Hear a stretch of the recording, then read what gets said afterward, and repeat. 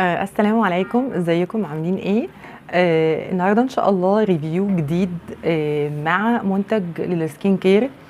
المره دي انا جربت منتج لقيت فيه دكتور نصح بيه، بس المنتج ده حقيقي فادني كتير قوي، وانا حبيت ان انا اقول لكم عليه. المنتج هو زيت بذور العنب. زيت بذور العنب.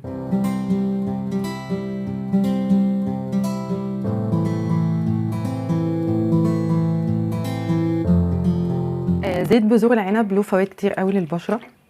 من الزيوت اللي بتحتملها البشره، اللي انا ممكن احطها على بشرتي.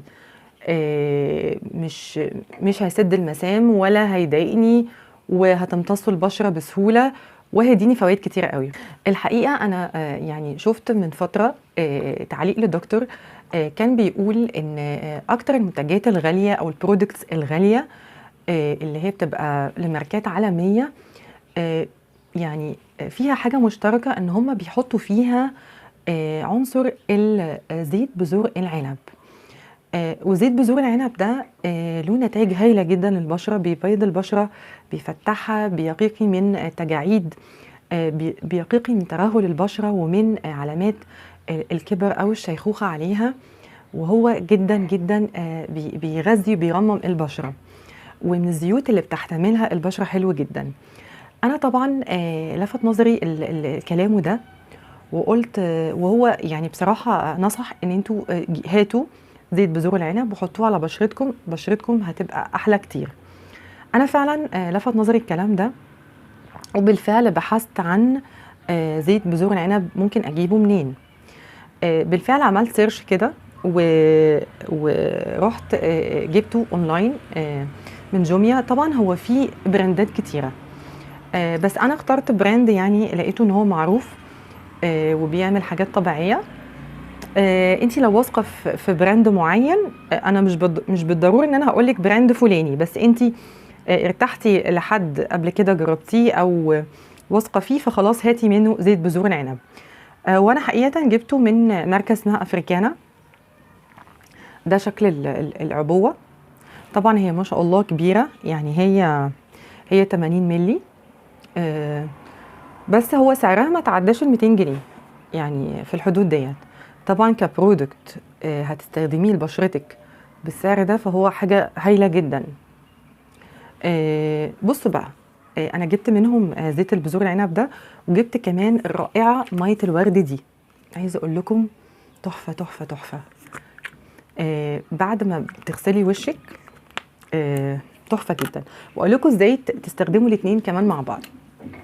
اول حاجه، يا ريت تستخدمي زيت بذور العنب بقى ده بالليل قبل ما تنامي. اغسلي وشك كويس جدا باي غسول انت بترتاحي له، وبعد ما بتنشفي بشرتك وبعد ما بتغسلي وشك بترشي ميه الورد ديت. ده تونر حلو جدا. طبعا بشرتك بتبقى لسه منديه، بتاخدي نقطتين بالظبط، ضغطتين. هو ميزته ان هو بصوا بي يعني تضغطي كده، يعني هو مره واحده كفايه. يا سلام بقى، هتقعدي تعملي مساج لبشرتك. انتوا عارفين يا بنات في يوجا فيس دلوقتي، بتعلمك في ابلكيشنز كتير قوي اليوجا الوجه. نزلي اي ابلكيشن وشوفي ازاي تعملي مساج لوشك. مش هياخد منك 5 دقايق بالظبط حرفيا. هتعملي مساج لوشك بالزيت ده بعد ما رشيتي عليه ميه الورد، سواء عندك ميه الورد او مش عندك. هتعملي المساج بالزيت ده لفوق كده، ليها طريقه، وتشدي كمان تحت اللي هي منطقه اللغد دي، تشديها كده خلاص، والمناطق دي تشديها برضو لفوق كده وتشدي كده خلاص. تفضلي تماني في المساج ده مدة 5 دقايق لحد ما يمتص الزيت تماما. هتحسي بعدها ان بشرتك بقت مترطبة، بقت اديتك ترطيب عالي جدا. تاني يوم ما شاء الله لا قوة الا بالله هتلاقي بشرتك بحس ان هو بيفتح فعلا البشرة وبيغذيها جدا. يعني جربوا زيت بذور العنب ده بجد، وهتنبسطوا منه جدا جدا جدا. فهو حاجة هايلة جدا للبشرة، وكمان هو للشعر على فكرة، بس أنا مينلي جايباه لبشرتي. مهم قوي ان احنا ندخل في الروتين زيت خاص بالبشرة. بيبقى مفيد جدا طبعا، حاجه ناتشورال، حاجه ما فيهاش اي كيميكالز، حاجه طبيعيه، هتفيد بشرتك جدا جدا. يا رب ان انا اكون افدتكم بالفيديو النهارده، وبرودكت هيفيد بشرتكم وهتنبسطوا منه جدا جدا. قولوا لي رايكم عن الفيديو، لو ليكم اي تساؤلات هجاوبكم ان شاء الله عليها في الكومنتس. وما تنسوش لايك وسبسكرايب لو عجبكم الفيديو، والسلام عليكم ورحمه الله وبركاته.